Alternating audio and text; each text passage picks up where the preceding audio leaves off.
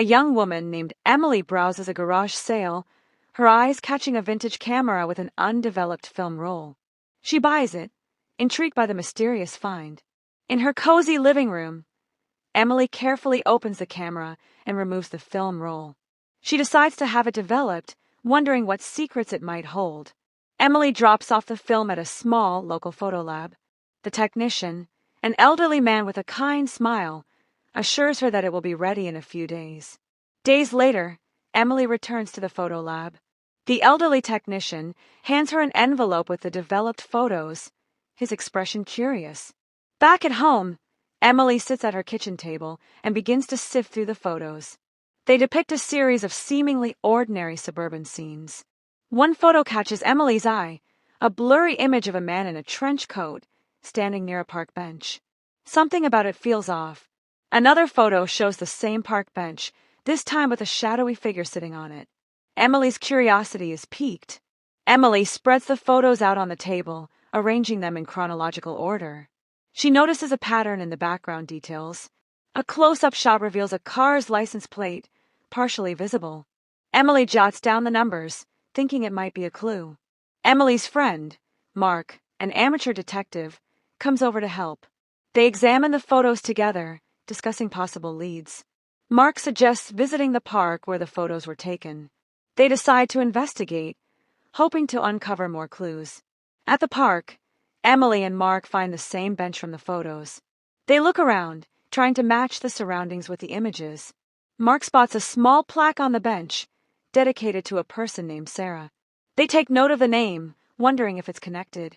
As they search the area, Emily finds a discarded newspaper with an article about a missing person named Sarah, dated several years back.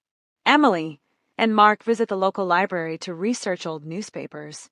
They find more articles about Sarah's disappearance and an unsolved crime. A librarian, noticing their interest, suggests they speak to a retired police officer who worked on the case. Emily and Mark visit the retired officer, Mr. Thompson, at his home. He welcomes them and listens as they explain their discovery. Mr. Thompson shows them his old case files about Sarah, including witness statements and crime scene photos. Emily compares the crime scene photos to the ones from the camera. She spots a common detail, a unique keychain in the background. Mr. Thompson recalls that the keychain belonged to Sarah's boyfriend, who was the prime suspect but never charged. Emily and Mark leave Mr. Thompson's house, determined to find Sarah's boyfriend and question him. They track down the boyfriend, now living in a nearby town. They approach him cautiously, explaining their purpose. The boyfriend, visibly shaken, denies any involvement but agrees to answer their questions. Emily shows him the photos, focusing on the one with the keychain. The boyfriend's face pales, and he admits he was with Sarah that day. He explains that they had an argument, and she left in anger. He never saw her again, and has regretted it ever since. Emily and Mark believe his story, but they still need more evidence to solve the case. They revisit the park and search the area thoroughly, hoping to find more clues. Mark finds an old, buried box near the bench.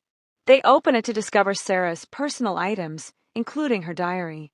Emily reads the diary, which reveals Sarah had a secret meeting planned with someone she feared. They take the diary to Mr. Thompson, who recognizes the handwriting of a known criminal from his past cases. With this new information, Mr. Thompson contacts his former colleagues at the police department.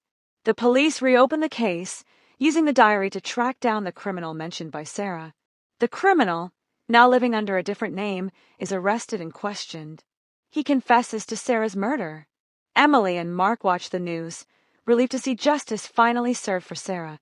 Emily feels a sense of closure as she places the photos and Sarah's items in a memory box. Mark suggests they continue solving mysteries together, and Emily agrees, feeling a new sense of purpose. They decide to start their own amateur detective agency, using their skills to help others. Their first official case comes in, a missing pet. They set out with enthusiasm, ready for their new adventure. As they investigate, Emily can't help but think of Sarah, feeling grateful for the unexpected journey the camera roll led her on. They find the missing pet and return it to its grateful owner, celebrating their first successful case. Emily and Mark set up an office in her home, organizing their growing collection of case files. They receive more requests for help, becoming well known in their community for their dedication and success.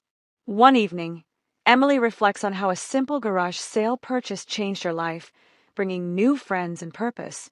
Mark brings coffee and they toast to their partnership, ready to face whatever mysteries come their way. Their latest case brings them to an old mansion rumored to be haunted. They exchange excited glances and step inside. As they explore the mansion, they uncover hidden passages and long-forgotten secrets. Emily and Mark solve the case, bringing peace to the mansion's owner and debunking the haunting rumors. Their reputation grows, and they receive more challenging and intriguing cases, each one strengthening their bond. Emily looks at the vintage camera on her shelf, a reminder of how a forgotten film roll led to a new, fulfilling chapter in her life.